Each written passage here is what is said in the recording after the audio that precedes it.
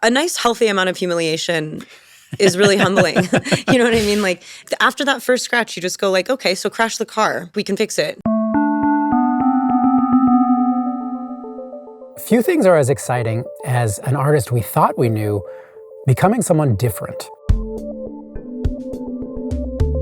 Kristen Stewart has shown us that a few times. She was still a teenager when Twilight made her globally famous, but by her mid-20s, she stepped away from big-budget Hollywood movies, favoring independent films and nuanced roles. How am I doing? Like an unraveling Princess Diana in 2021's Spencer, which earned her an Oscar nomination. I'm not moving from this spot! You'll just have to shoot me! She's transformed off-screen, too. Early on, Stewart's relationship with her Twilight co-star Robert Pattinson made her a favorite target of the tabloid press. And in her public appearances, she could seem intensely uncomfortable. The lady in the house. Yeah, barely. That's what I'm talking about! But as I found out when we spoke, Stewart, who came out in 2017 and got married earlier this year, seems to be riding some entirely new energy. She recently directed her first feature-length film, The Chronology of Water, about a competitive swimmer who wrestles with various traumas on her way to becoming the writer she needs to be. It's a bold movie, and one that raises all kinds of questions about womanhood, sexuality, and the stories we choose to tell about ourselves. Those are questions Stewart is still asking herself in a way that's so exuberant, to use one of her words, that it made for a very fun interview. Here's my conversation with Kristen Stewart. Hi, Kristen. How are you? Great. How are you? I'm good. I'm good. Thank you for taking the time to come do this. I appreciate it. I am 100% honored, truly.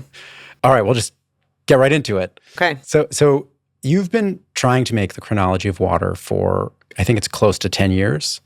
And, you know, it's a memoir that involves a lot of really heavy stuff. You know, there's addiction, child abuse, the loss of an infant.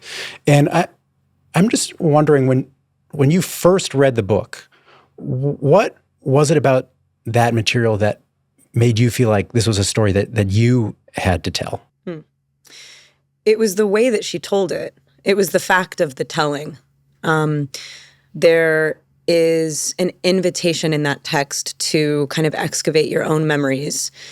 And also, it's about the things that you just mentioned. But for me, it's much less about the things that happened to Lydia and much more about how she reorients those things and writes them down.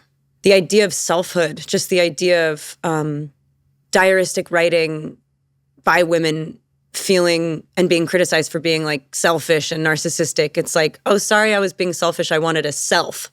It's like anytime you start talking about yourself, it becomes kind of this tired, pathetic, messy thing. And I wanted to make something tired, pathetic, and messy that felt exuberant and achieved and, you know, encouraging. You opened up a lot of doors with that answer. So Yeah, well, let's start going through some of them. But, you know, I think you said that your interest in the material wasn't necessarily so much about the particulars of Lydia's experience as it was the way that the writing invited you to sort of examine the particulars of your own experience. And I just wonder if you can kind of make that concrete a little bit. Like what you know, as soon as you start making those things specific, you fully and completely dilute the point. You know, in the beginning of the movie, we show a series of images of a woman bleeding at various times in her life. There's a way that blood sticks to the grout before it runs down the drain that indicates that did not come from a laceration or a cut. It came from an orifice. That is a very, very specific experience, but it is also general enough for everyone to kind of insert their lives into the movie if you are a woman or if you might have ever loved a woman or heard her speak about what it feels like to bleed from the place that hurts the most but that creates life. You know, the movie is called Tough because when you reduce it to these specific plot points, it provides an arena for men to feel a lot of shame. And you don't have, it's honestly quite like, it's very self-revealing because sometimes I talk to people, I'm like, is the thing that you took away from this not that it's an exuberant, bloodletting, telling, secret-bearing, sort of like joyous celebration of a woman finding herself and her own volition and freedom? Or is it that it was like kind of awkward because for you to acknowledge that, you know, those things don't happen to everyone, but they do happen to most women is awkward. Mm-hmm. And so it's like, yeah, sure, like I specifically think of things that have happened in my life, but if the question is like, what concrete things, did I have an abusive relationship with my father? No.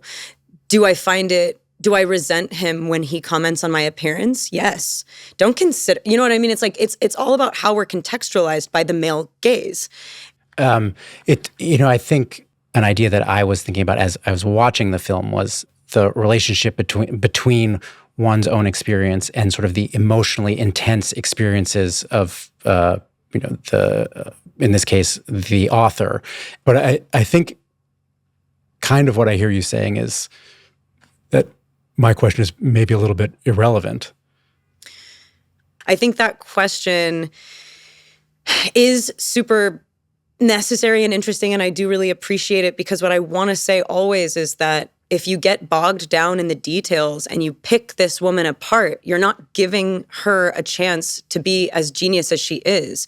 And so I think it's definitely important to talk about the fact that this is not a movie about this one woman. It's a movie about women being allowed to speak for themselves and be people. That was a very elegant and impassioned way of saying, it's the morning nice question, time. dummy. No, not at all. I literally don't mean to talk down to that question. Like, what else are you going to ask me? It does seem like what the movie's about. Like, I do not like, I'm a morning person. Yeah. Yeah, so I'm like, hey. Yeah, sorry. This is a total naive question, but why does it take 8 years to make a movie like this? It's not like a giant special effects movie or a bunch of locations all over the world or something. So it seems like an unusually long time. Maybe it's not in your business, but I was lucky to be allowed to make this movie at all. I don't know that this movie would have gotten financed by anyone if I wasn't me. I had to do a lot of kicking and screaming. I think it's a multi-tiered answer that I hope I have the sort of wherewithal to organize at this moment. And, I had never made a movie before.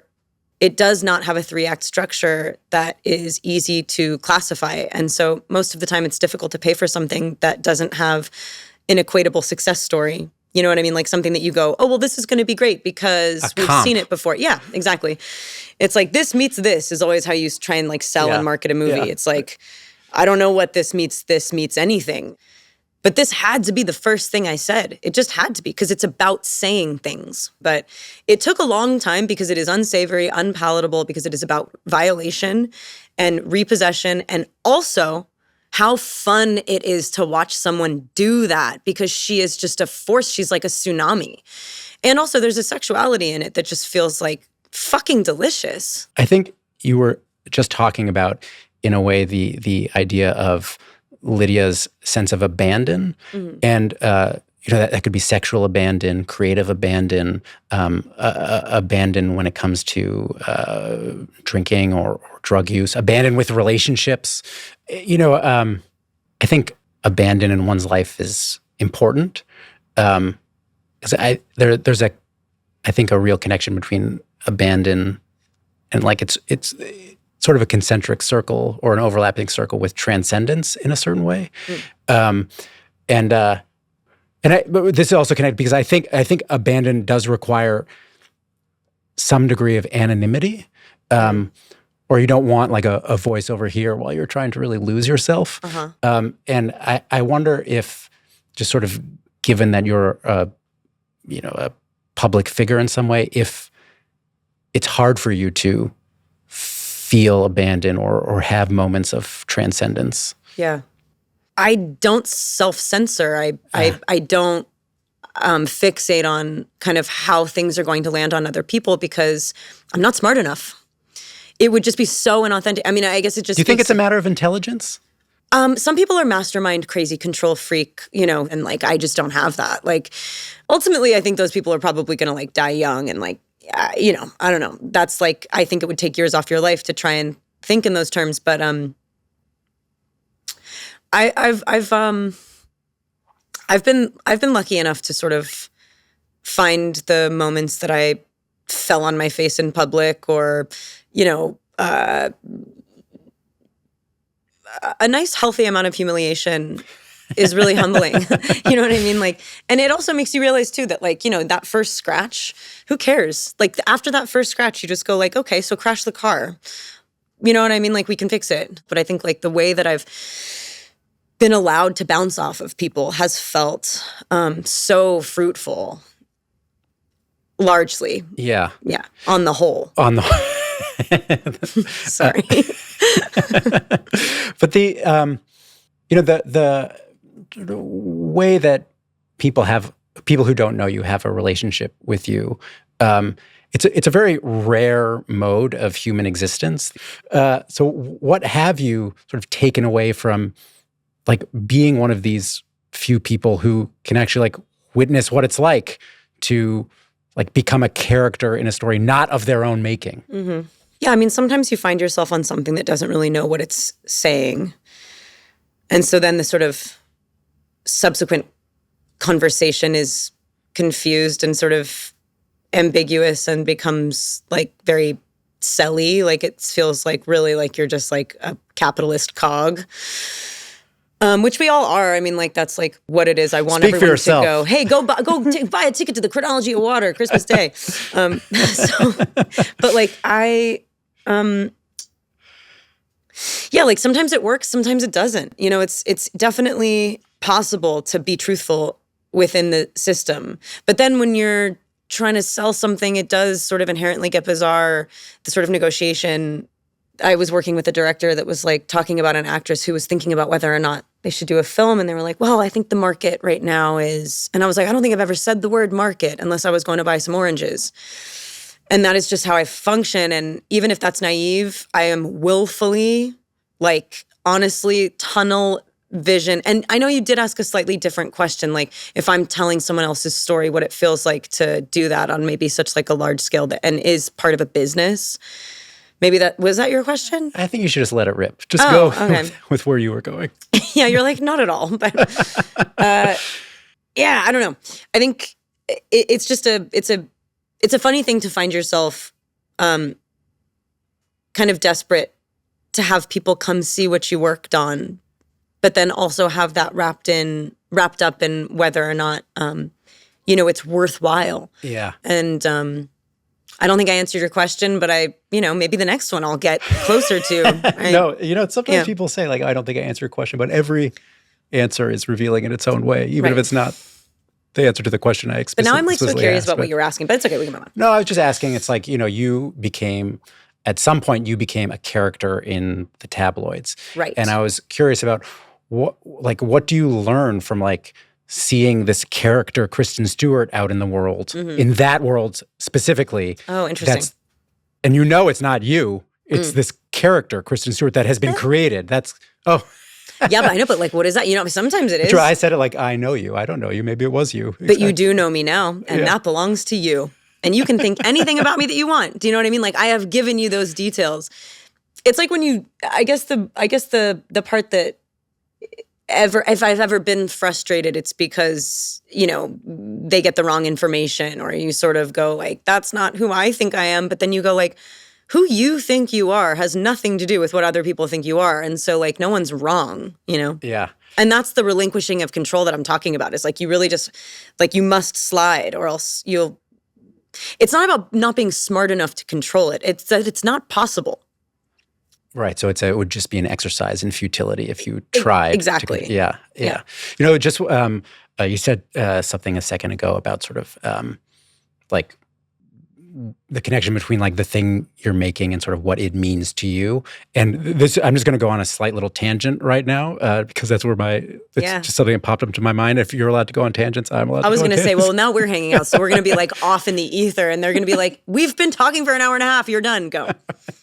But I've always been fixated on Marlon Brando's performance as himself. Throughout his life, yes. Oh well, the answer, yes, I have been. But it's particularly his performance as Superman's dad in the first Superman film, where like he has to say the word Krypton in that movie, the planet where Superman is from. And I've never seen this. Does he like not say it? Is he like Krypton? You are the only survivor of the planet Krypton. That's exactly how he says it. He says Krypton. God, Krypton. I know because he Every can't commit to Krypton. He can't. I can picture this. I've never seen the movie. He says Krypton, though, and everyone else in the movie says Krypton. And I'm sure at some point somebody's like, Marlon, it's actually pronounced Krypton.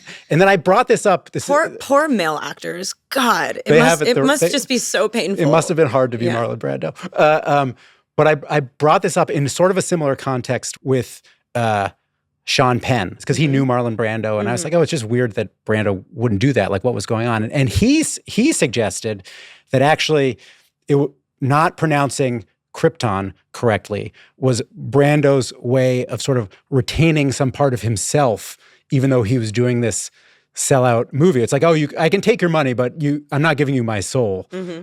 And I thought, that probably is what was going on. Like, he had to hold on to some little measure of artistic independence, even though he knew he was doing this thing that was kind of like, it was a paycheck job. Yeah. Have you had similar experiences, or does that resonate with you at all? That has kickstarted so many. Oh, good. We're in it now, Kristen. Yeah. Okay, so performance is inherently vulnerable and therefore quite embarrassing and unmasculine. You know what I mean? Like, there's no bravado in suggesting that you're a mouthpiece now for someone else's ideas, and that to sort of lend yourself, it's just inherently submissive. Yeah. Have you ever heard of a female actor that was method? And I mean, like, really, like, and I'm not coming for, like, the method. I don't even know enough about the I know what you're saying. Method. I mean, the only name that comes to mind is a teacher, Stella Adler, but I can't think of a performer who's associated with it. Right. So in the way that some men are associated with it. Right. Men are aggrandized for retaining self. That was like, he's been really, like, he sounds like a hero, doesn't he? Yeah. If a woman did that, it would be really, and I don't want to say this like black and white, like for sure I know that there would be this difference, but I truly believe from a very insider's perspective that if you have to do 50 push-ups before you're close up, or if you refuse to sort of say a word a certain way, or if you can't sit down in an interview and not kind of like repossess and belittle every question, especially if asked by a woman to you, the movie star. I mean, like Brando, I'm not coming for him. Incredible performer. There's a kind of like really common act that happens before the acting happens sometimes on set. Not only does it waste time, it draws attention, it siphons. And look, I get it, sort of if it makes everyone stand at attention and sort of, if you can protrude out of the vulnerability a little bit and you can sort of feel like, a gorilla pounding their chest before they cry on camera, it's a little less embarrassing to see. And also it makes it seem like it's a magic trick. It makes it seem like it's so impossible to do what you're doing that nobody else could do it. Also maybe a form of control. Yeah. And so I think maybe the Krypton thing is, let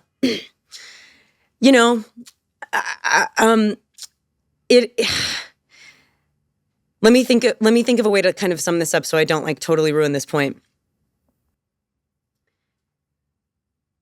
It's so defensive, it's like I had a recent conversation that will, speak to this and maybe finish the point. Uh-huh.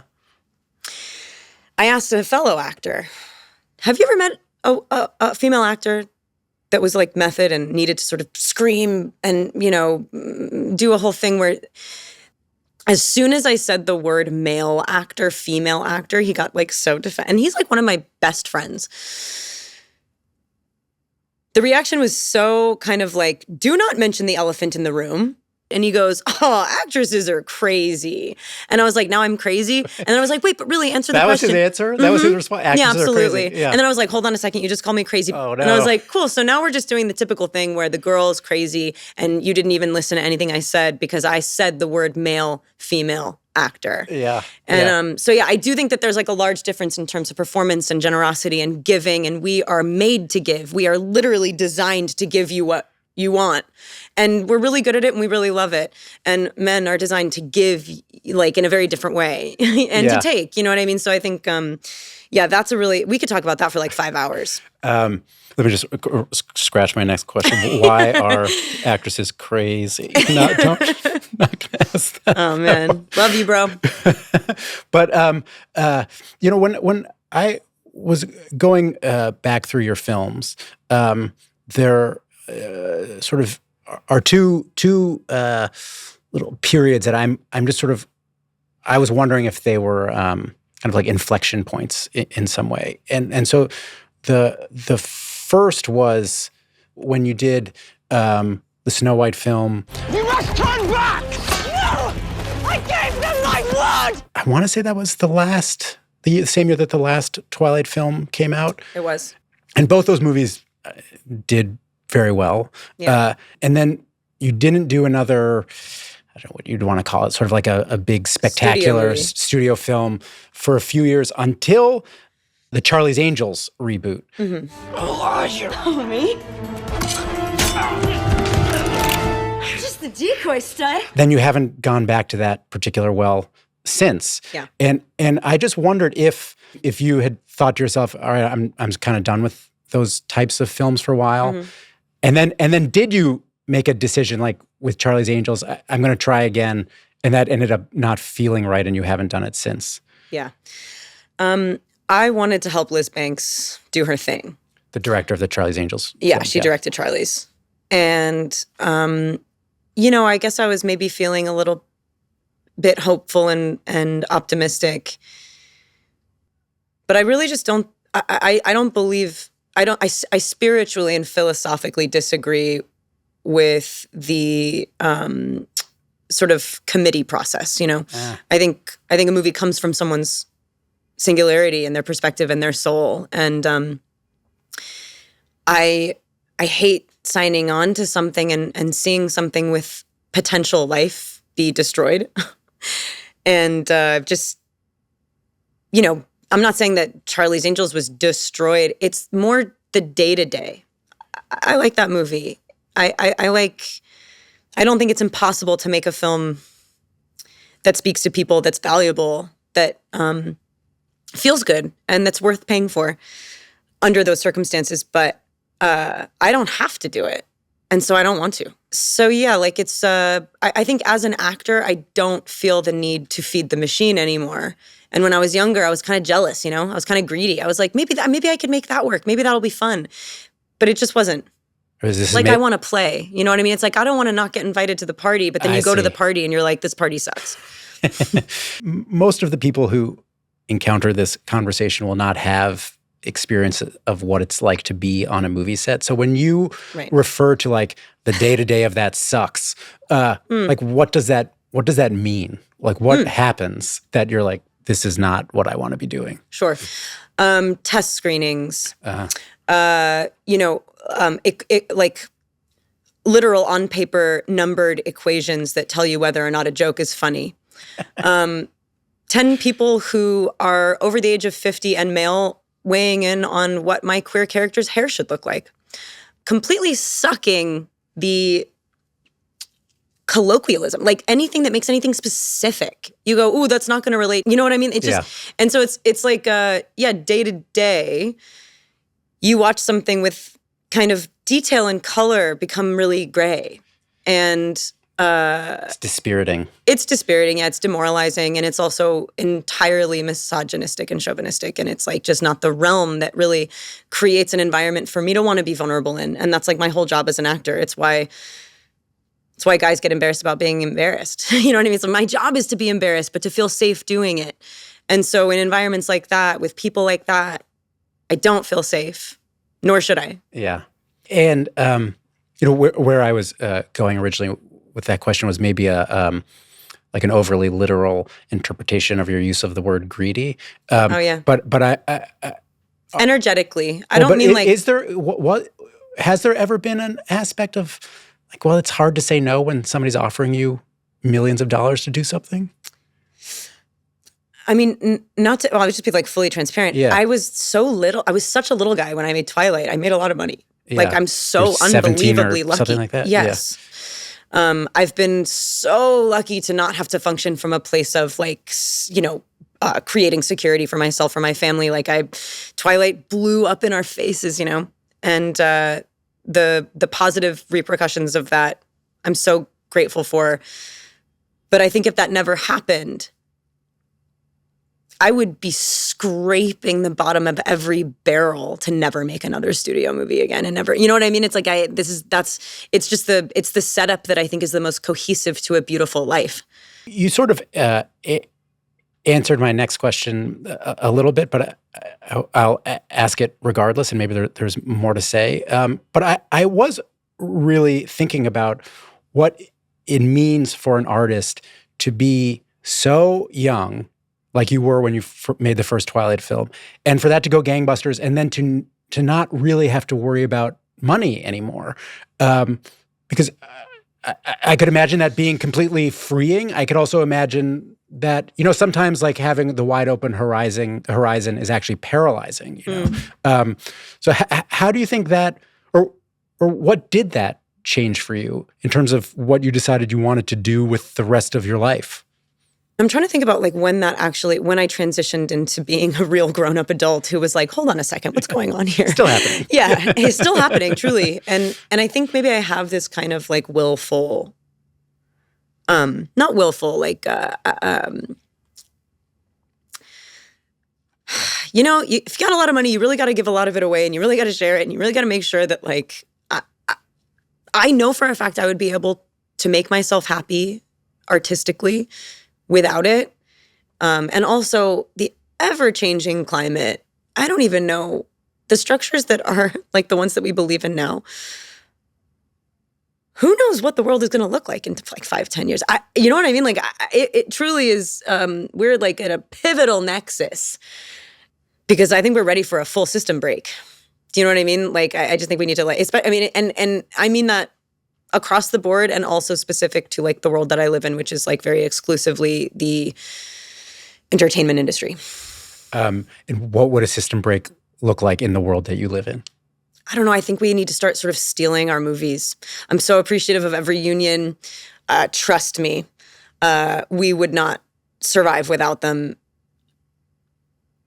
But some of the terms and some of the rules and some of the structures we've set up have created unbelievable barriers for artists to express themselves.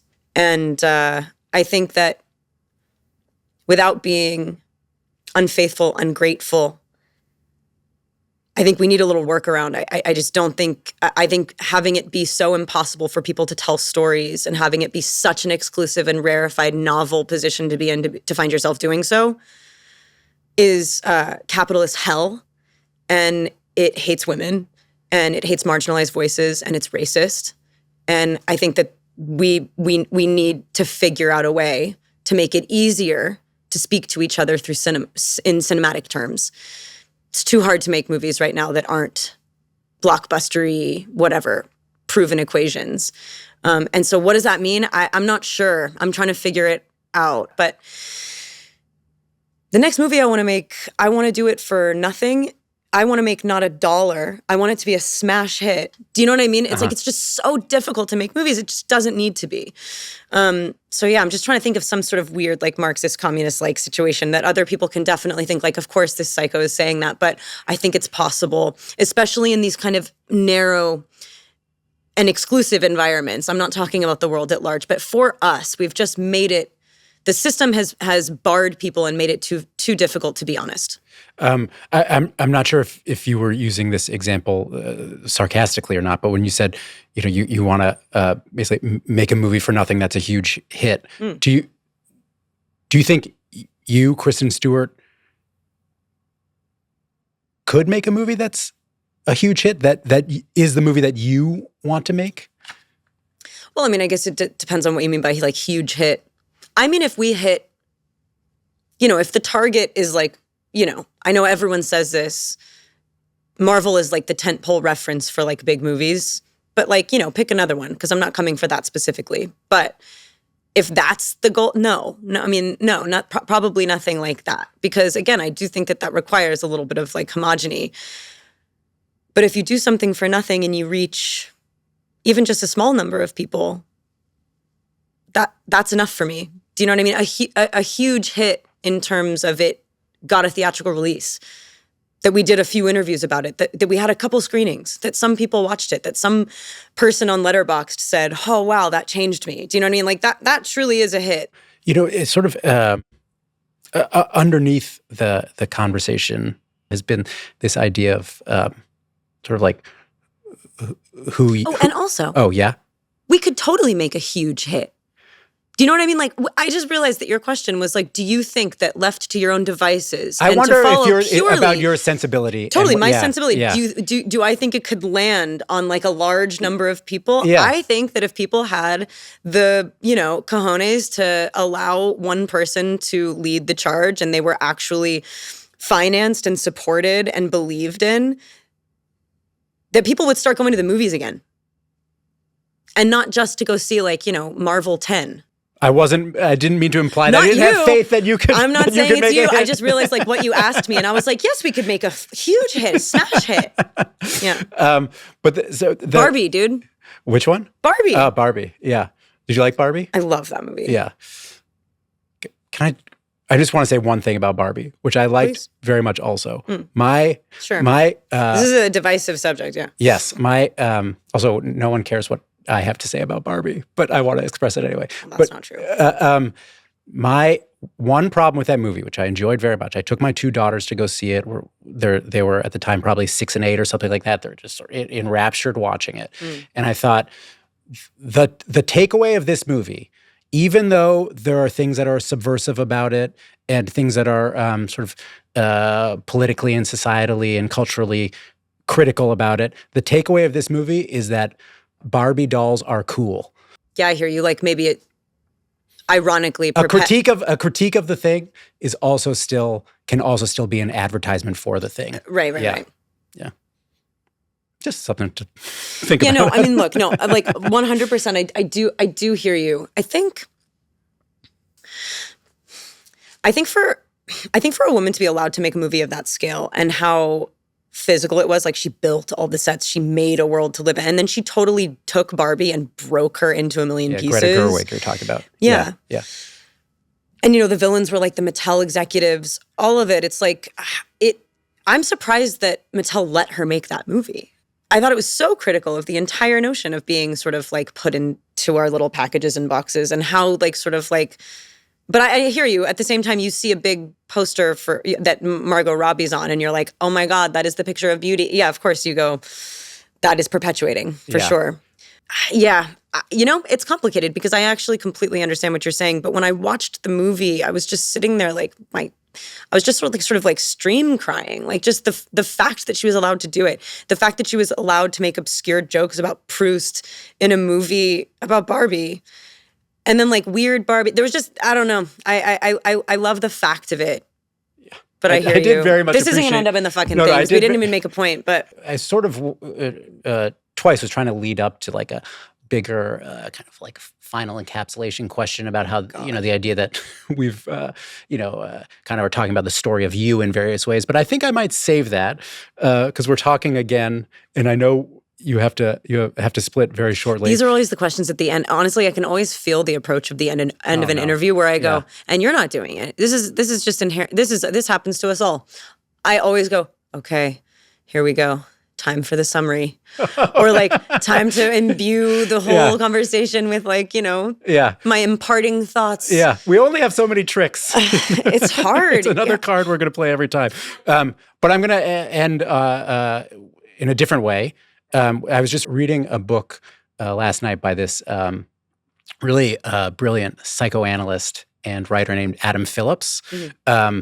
And there was one offhand thing that he had in there that I thought that would be a good question to ask someone. Cool. And so in the book— Sorry, wait, what's the book called again? The book is called, I think it's called On Becoming, something like that. Oh, okay, On Becoming, cool. Yeah. And he quotes someone else who said that the only modern question is, what is it you don't want to know about yourself? What's your answer to that question?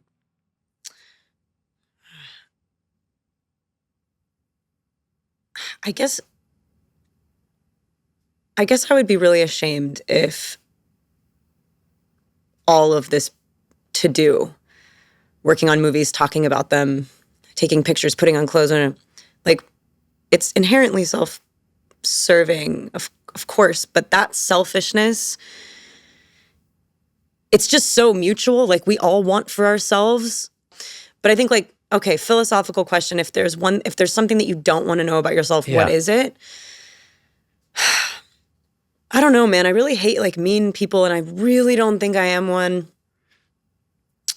But maybe. Sometimes, if I'm, like, feeling threatened, I can be mean. But, like, God, I wish I had a bet. Do you have anything? Were you tiptoeing at the beginning of your answer to something about acknowledging a selfishness in yourself? Yeah, of course. Yeah, I mean, I'm totally not tiptoeing. Like, definitely, like, I hope I'm not just, like, an egomaniac monster. Like, do you know what I mean? Like, because I think that everyone should listen to me, you know?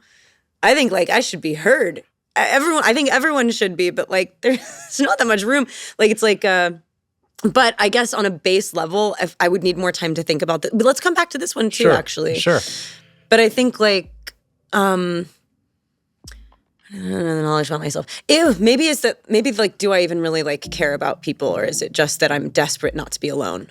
Do you know what I mean? Like, do I actually care?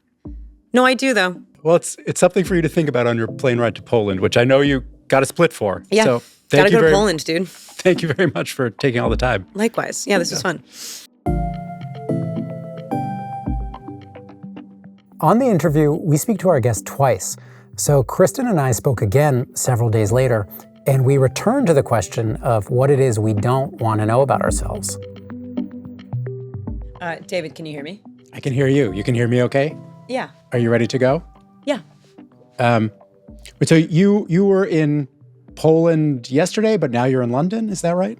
Yes. And how did it go showing the film in Poland? Incredible audience. You palpably understand the response that an audience has to your film when you enter the room for a Q&A. And it was a bunch of students kind of, like, leaning toward me and not kind of slouched in their chairs with their head in their hands. They were like, they looked alive. They looked kind of on fire. So I was like, okay, I think this may have gone quite well. It was a fun conversation. So we had ended our last conversation with kind of like a big question I'd asked that was that I took from this book. I actually had gotten the title wrong before, but the book is called The Life You Want by Adam Phillips. And that question was, what is it you don't want to know about yourself? Have you given any more thought to that question? Yes. And I've asked a lot of other people what their answers would be, and it is confounding. Nobody has one. Because I think there are so many ways to interpret what that means. Like, is there something that you don't want to find out? Like, is there something within yourself that you're avoiding that you kind of don't want to look at? Or is it something that you really do know in the depths of yourself, but you're avoiding? I interpreted the question, I think it was the first way that you mentioned. That's like, what's the thing that you maybe don't really want to know about yourself or don't want to have to confront? Right, something that you do know that you wish you didn't. Kinda. Oh. Yeah. Do you have an answer to this? Do people turn this around on you? I did come up with answers because I was thinking about it also. And do I feel comfortable getting into those answers? I mean, you can kind of give me a quickie. Okay. Just for conversation's sake. I'm curious. Like, it seems like you thought about it, but it's probably not hard to say. But you don't have to, definitely. I mean, this is about me. Yeah. They're both embarrassing. So I'm just going to say them. I'll say them quickly. But the first one is embarrassing because it really is it just is such a cliche. But the first one is why did I not have the guts to try and be like an actual artist earlier in my life? And then the second one is there's sometimes almost like a feeling of disdain that I can have for my body or my physical appearance. And I'm like, I don't know what that's really about. So those would be my two answers. There you go. Right. Like you wish you didn't like judge yourself from other, because honestly, that's because that, you were not born with that. That's like a weird, insane thing that you caught out there, like a disease, And trust me, that's like, we're all with you. I'm with you. Like, like there are times where I'm like, God, can't you have an easier energy? Like, I wish there were things, but then it's like, is this question about changing yourself, or is it like something you really don't want to know? Because like, if I didn't know that sometimes I made people feel awkward, maybe I just wouldn't feel awkward about making people feel awkward. You know what I mean? It's like, totally. And I can tell you're a cutie pie, so that's a crock of shit. Can we, someone clip that and put it on social immediately? Yeah.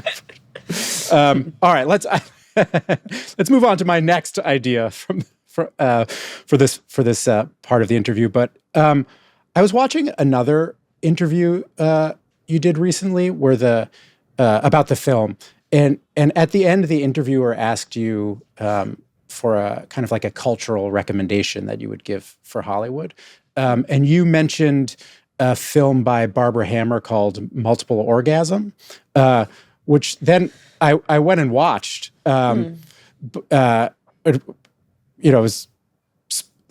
sparked a lot.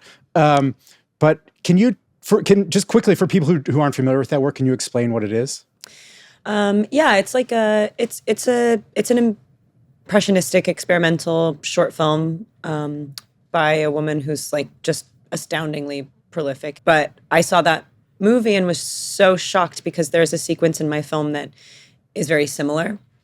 And I was like, oh my God, we saw the same thing and we said it kind of similarly. And it just felt really great. And so I thought maybe people should see that movie. And it's very confronting because it's like pretty graphic in terms of... Yeah, I need to say, I think you you sort of buried the lead a little bit. I mean, the film it's interspersing of close-up images of a woman masturbating, interspersed with images of sort of natural scenery. It's relating the female body to like organic material that feels, it's very Georgia O'Keeffe. It's just like a little experimental movie that maybe not everyone has seen. And so I thought maybe it was an important thing to pass on. The unabashed nature of it connects to something else that I was curious about. And I want to preface this by saying this is going to end up being a question about sex.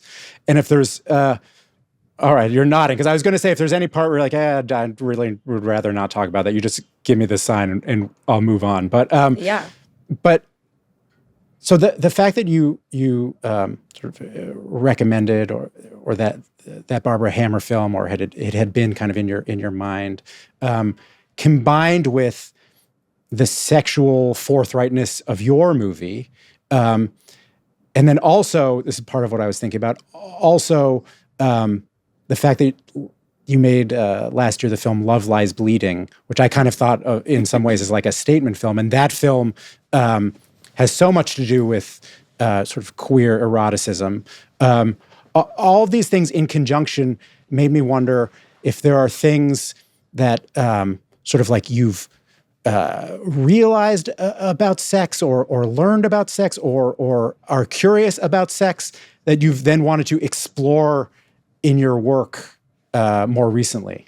If there's anything that I've learned, I think I love watching things that don't feel performative, that do feel inhabited and kind of instinctive, instead of like, oh, I'm really thinking about this like from the outside, like how does this look? And that's often how women have sex. You really want to perform and display that you're into it and good at it, and that whoever you're with is good at it. And maybe if you can perform that, then it can be true. And there's like a slower, more undulating experience that can happen as you get older that I would like to start seeing in art. And I will say that I think that my movie emulates, even in its entire form, the kind of more pleasantly frustrating, longer experience of a success story, which is potentially also related to climax. And you plateau into a sort of contentment after a lot of false victories and false starts, and then you achieve something that feels like self-earned, even if accompanied. And I think like I've seen a lot of sex scenes that are titillating and a lot of sex scenes that are, exterior. I never really again want to stand in a room and watch two people fucking. I've just like my whole life, that's just our whole lives. And it's nice to get an odd angle of it. Just hearing you talk, it's clear that your mind moves very quickly. I know you're like, what are you saying? You're so disjointed. I don't talking mean too it, much lately. I don't mean it critically at all. But I assume there must be times in your professional life and your personal life when you sort of need to slow down. Are there ways you consciously do that? I mean, like I do normal stuff. Like I cook soup and hang out with my family. I go home. There's a line in the movie and in the book that's like in water, like in books, you can leave your life. I read a lot. I thought you were going to say smoke weed. I smoke a lot of weed, but I shouldn't because I probably fucks with my circadian rhythm and I don't sleep. In the edition that I have of the Chronology of Water, there's an interview with Lydia Yuknovich at the end of the book, and she just brings up the point. It's the interviewer, or somehow they get on the subject of drugs, and she brings up the point that we might find it culturally uncomfortable to admit, but like the truth is that a lot of art has basically come out of drugs and alcohol. Have you ever been sort of inspired by drug use or drinking, or what's your response to that? Man, I have like I definitely have had to self-soothe in different ways as I've gotten older because I'm like kind of I've had social insecurities that within like my particular profession have just not been fun to navigate. And so, but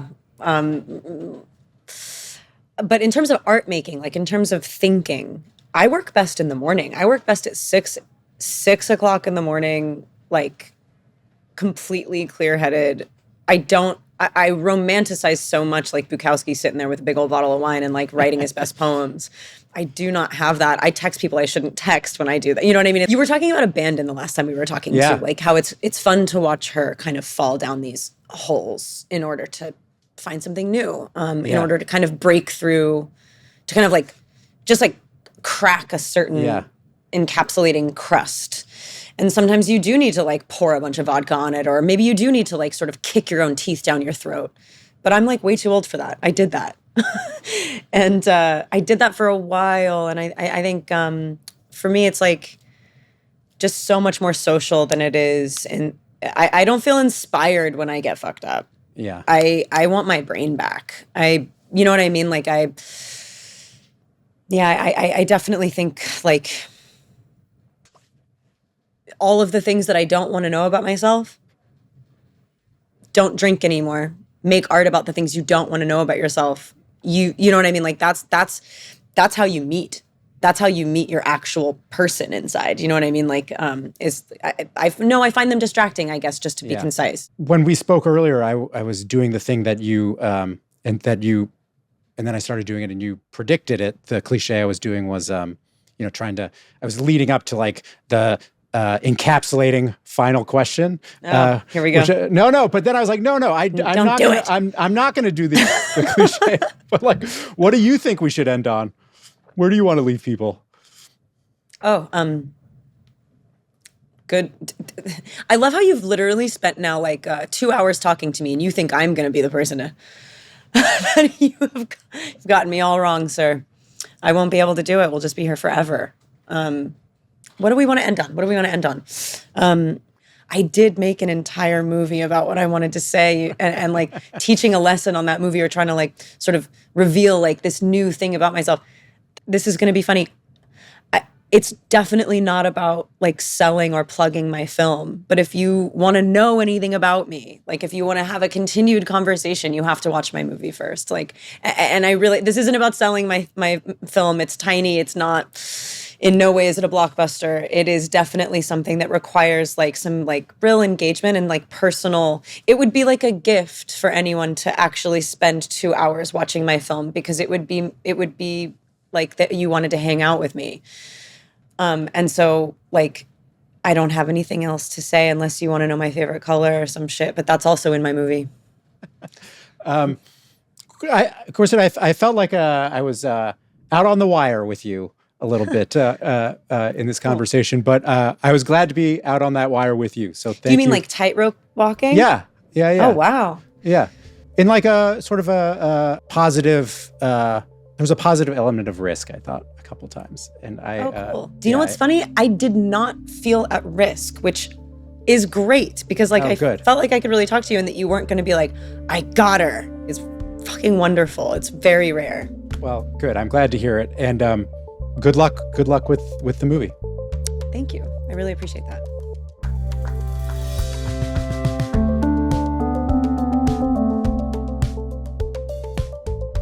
I'm Lulu Garcia-Navarro. And I'm David Marchese. And we're the hosts of The Interview, an audio and video podcast from the New York Times. Every week, we interview fascinating and influential people from all walks of life. Subscribe to our YouTube channel so you'll never miss an episode.